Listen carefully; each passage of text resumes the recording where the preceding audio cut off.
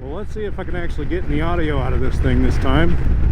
I did successfully get audio yesterday, but the wind was absolutely awful, and I just had a foam cover on the microphone. I didn't have the little furry dead cat thing on there, and you couldn't understand a word I was saying. Not that I was saying anything important, but... So I've got the dead cat on now. I've bought a new microphone adapter for the GoPro, and I bought a new microphone, and I bought a little 90-degree 3.5mm adapter to go from the mic adapter to the microphone, so maybe there's not so much tension pulled on it. Only other thing I can think is my audio started getting funny when I ordered these Amazon Chinese batteries. I wouldn't think that would have anything to do with it, but at the same time, I've lost other functionality with the batteries, so I don't know. We'll see. Please don't poop, please don't poop, please don't poop. I also turned on voice recognition on the GoPro to see if maybe that would keep the batteries awake, but I tried to use the command to power the camera on, and that did not work. So of course I also had to reseat the battery this time. Well, good evening. I would kind of consider it afternoon. It's only 5:24, but the sun's freaking going down, so good evening, I guess. Thanks, Daylight Standard Time. I've lost count now how many times I've tried to make a video successfully with audio on it. I think my mic adapter went bad between the GoPro and the microphone. I bought a new one of those for 25 bucks. I also bought a new $7 microphone and a 90-degree adapter to go from the mic adapter to the microphone, so there's not as much tension on that wire.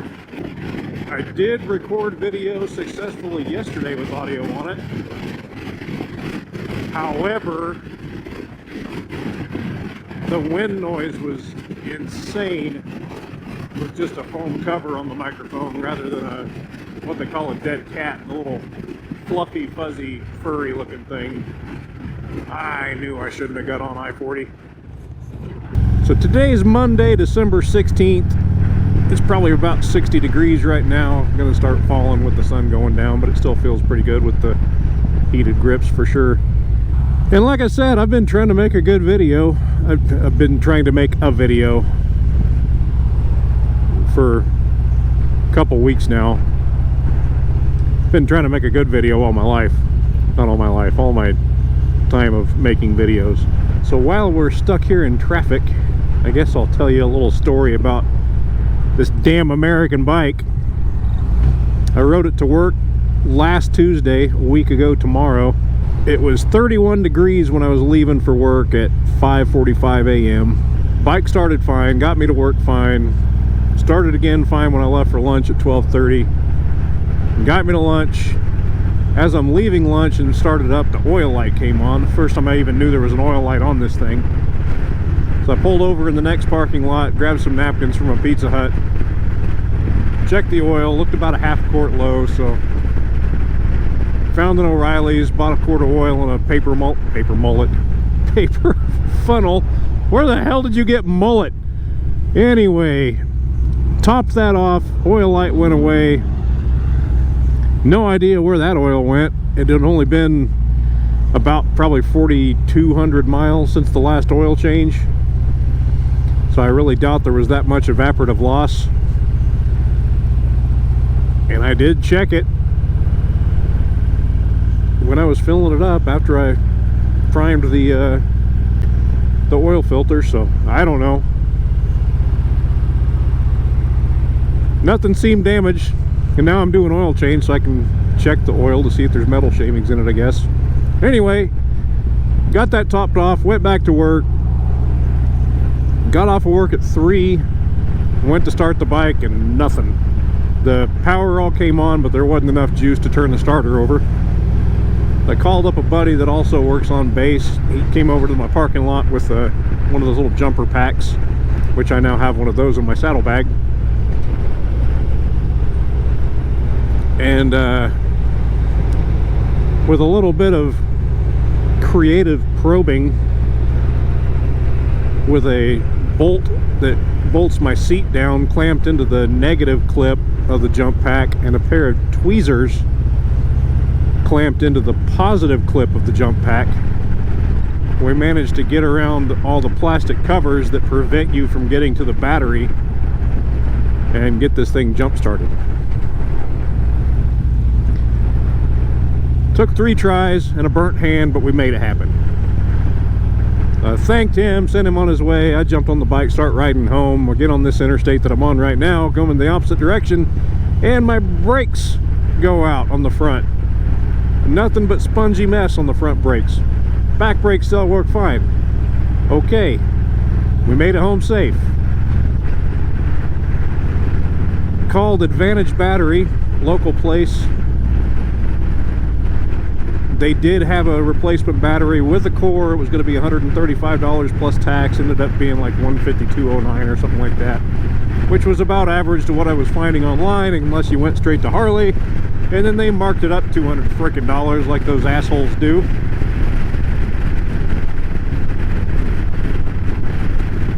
So went out to the garage, started fishing the battery out of this thing.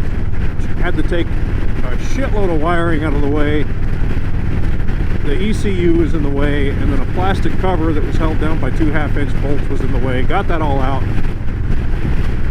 Absolutely no room around the battery to fit your fingers in to lift it up. And it's the heaviest freaking battery I've ever seen on a motorcycle before.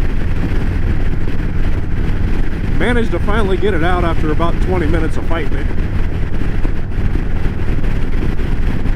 Took it down to Advantage, swapped it out, stopped at O'Reilly's, grabbed a bottle of .4 brake fluid, came back to the garage, put the new battery in. Called the wife out to the garage, had her pump up the brakes while I was cracking the bleeders. And I noticed in the little rubber diaphragm that's underneath the reservoir cap, there's all kinds of white, gooey substance, which I suppose it's the first time I've noticed moisture in a brake system before, but I guess that's a sign of moisture in the brake system. So I wiped that all off, got as much flush through as I could, put that back on, took it for a test ride. Brakes were nice and tight, still are right now. It's been a week, like I said, and I've put several miles on it.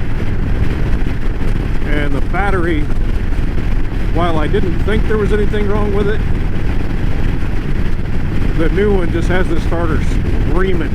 So I guess it'd been weak for a while.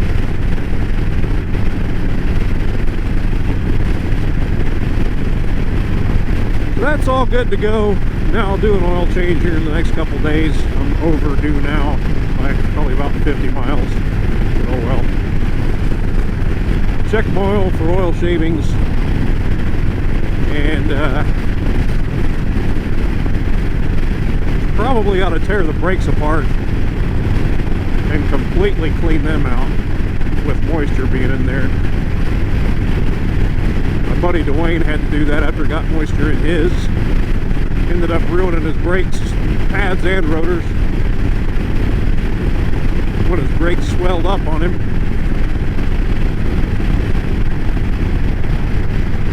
So we're gonna have a maintenance day here pretty soon.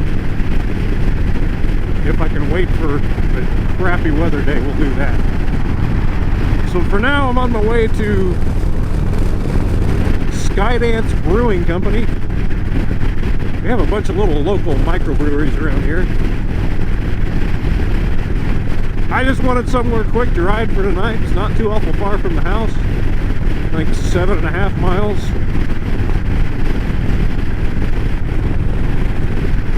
Go grab a flight, which is like 4-ounce pours, pretty much one beer. Sit around and enjoy what kind of local nuance they got going on, turn around and head home. And it'll be dark by then. I don't know what the official sunset time is, but my screen's still in day mode and it switches as soon as the sun goes down. So, funny story, a couple of years ago, just for the fun of it, actually it's been several years ago now, while my wife was working at Remington Park, the horse racing track,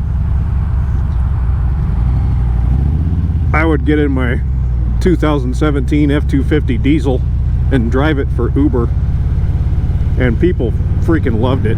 I got mad tips on that thing. One of the nights that I drove, I picked up the girl that is the daughter of the owner of this brewing company that I'm going to. We talked about the brewing company, and I've had some of their beer before.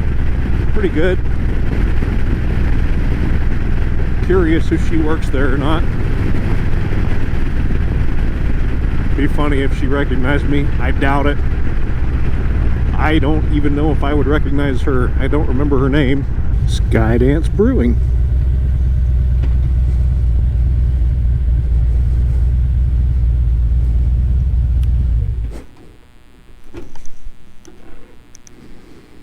Well, by the look of the sky, it looks like I was in there for 4 hours. Nice and pitch black now. Thanks, Daylight Standard Time. I already said that once, I'm saying it again. Had 4 beers, 4 pours for a flight.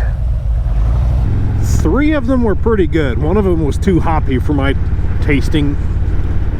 None of them were IPAs, but that fourth one tasted very IPA-ish to me. Here is a photograph of the beers with their labels beneath them.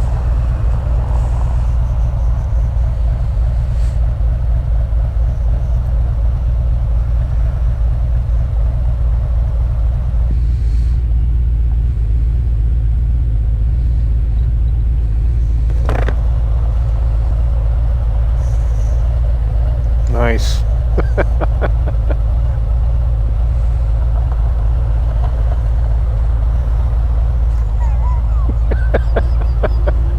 I didn't realize he had a Michael Myers mask in there. I assume on a mannequin. Well, with the voice activation turned on, the battery's still lasting a good amount of time. I'd say I've probably got 45 minutes of recording on here so far. But anyway, we're back at the house, well, back in the neighborhood as of right now.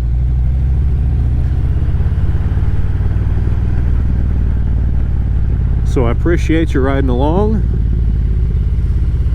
Despite the trouble it gave me last week, I still very much love my motorcycle.